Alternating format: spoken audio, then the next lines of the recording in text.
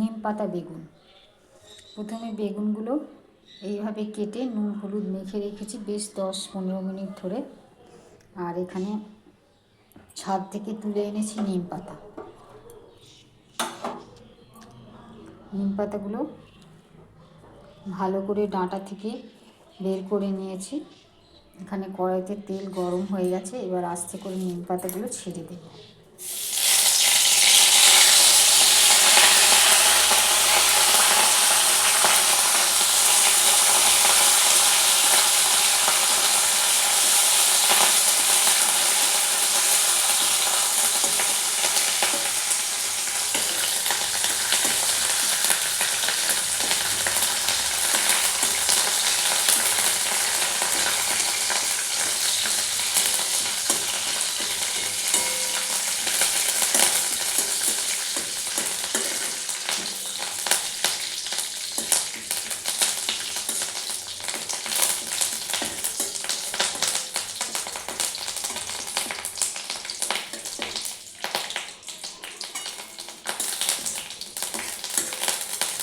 পুরো নিম পাতাগুলো কালো কালো আস্তে আস্তে রং হয়ে যাচ্ছে ভাজা হয়ে।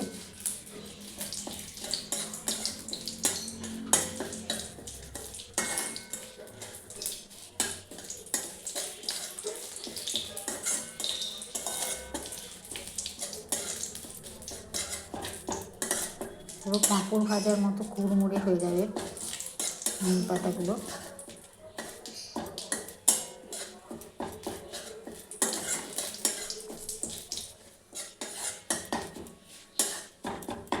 সুন্দর গন্ধ বেরিয়েছে নিম পাতা।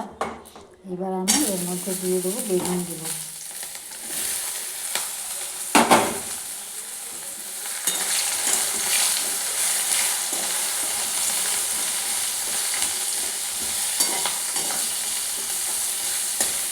আর একটু হালকা করে ঢাকা চাপা দিয়ে দেবো,